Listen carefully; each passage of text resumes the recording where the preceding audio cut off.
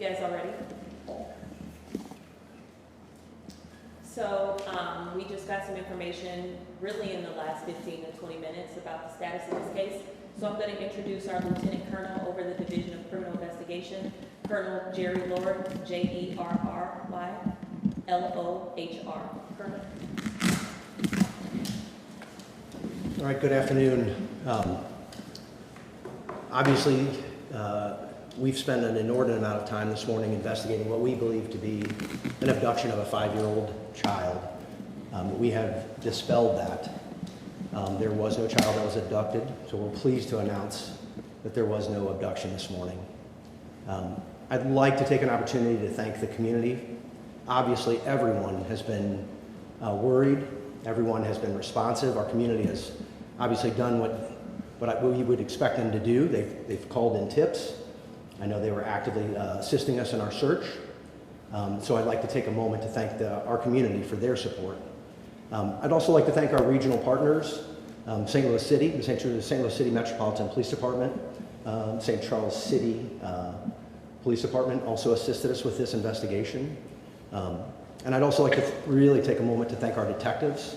Obviously, we received this call at about 7:30 this morning, and we have been working tirelessly to dispel this. Obviously, first and foremost, to locate a child if there was one abducted, but then to dispel this. The individuals that made this 911 call will be charged. We will charge them and apply for warrants for filing a false police report.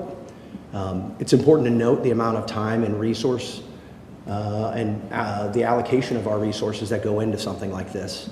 We take this very, very seriously. And I'd also like to take a moment to those that have had a child abducted. Obviously, this re-traumatizes them.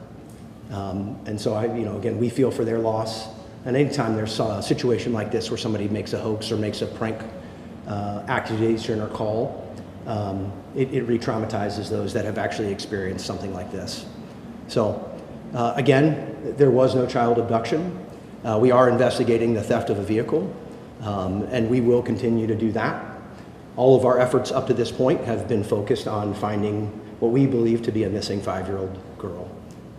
But we will now turn our investigation into the individual that stole that car this morning. I'm happy to answer any questions. Do you know what the motivation was and what also was the turning point that led you to believe? Speaking to motivation, I don't necessarily know. I don't know if it was a sense of panic. I don't know if the individual thought that they would get more response to the fact that their vehicle had been stolen. So I can't speak to the motivation of the individual to make a claim like that. And your second question was? What was the turning point? Turning point? Okay. The story unraveled, essentially. So as we began to ask more and more questions about this child, this individual said that she was basically taking care of a child from a deceased sister. And once we started to contact other family members, contacted those individuals involved in that case, it became apparent that that was not the case. Does the child exist? Is there? No. So car stolen and no child exists? Correct. Where did the name and the description come from? They just made that up? Or? Made it up. What type of charges will we be seeing for this? Filing a false police report. Against a man, woman, can you be more? These are 2 females. So, was there a child at all? No. Does she have custody of that child? No. Fake name and everything? Yes. Was there really a stolen car? There is really a stolen car. So that is the one part of the story that is true, that this individual, her car was stolen this morning. The part about a child being in the car, the part of the story about her taking custody of a relative's child, all of that is not true. Talk about all the resources that you guys put in for today. I mean, we had random strangers coming up saying, how can we help? I mean, can you talk about what this does to the department, but also surrounding agencies trying to help? Obviously, from a law enforcement perspective, we essentially stop everything we're doing and dedicate essentially every available body we have to something like this. In these types of cases, time is of the essence. So it is important for us to jump as quickly as we can onto a case like this, because as time goes by, we all know that it makes it harder and harder for us to then investigate or solve a case like this. So internally, essentially, everyone is, it's all hands on deck for us.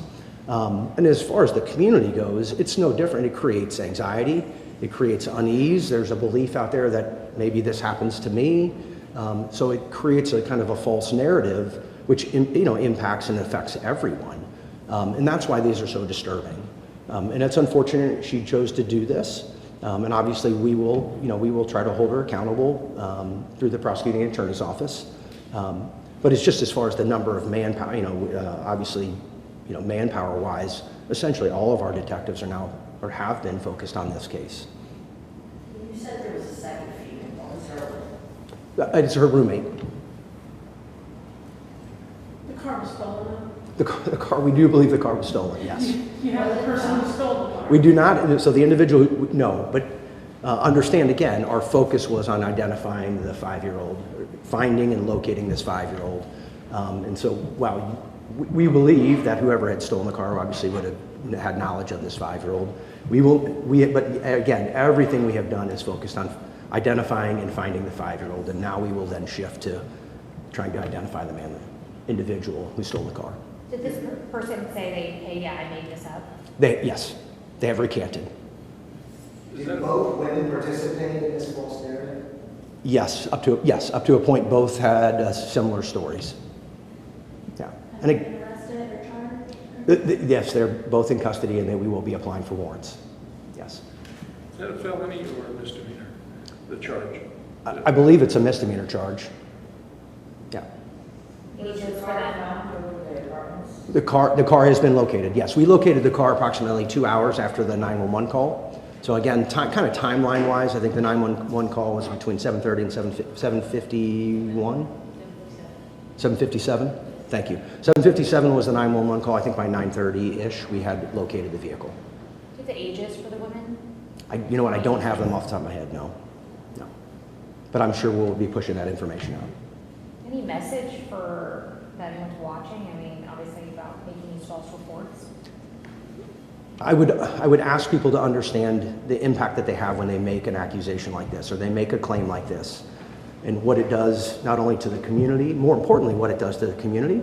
It creates this sense of unease, this sense of danger, sense of anxiety, and then also what it does to law enforcement. It makes us pivot and focus every resource that we have on something like this, which does detract from those crimes that we are currently and actively investigating. So it detracts from those victims that we are actually trying to find, to serve justice for. About what time did she recant? Within the last 45 minutes. When you originally got to the scene, was anything odd? The fact that they didn't have a photo, or were there maybe no toys, or anything that started sticking out to you? So all of those things. So obviously we believe, again, if you come forward and make a claim, we treat it as if it's valid, but there are indicators and kind of early on indicators in this situation which led us to think that this may not be what it appeared to be. So the lack of child's clothing, the lack of, other photos, lack of other people seeing the child, lack of relatives' awareness. So again, as you kind of put all of these pieces together, the picture becomes clearer and clearer.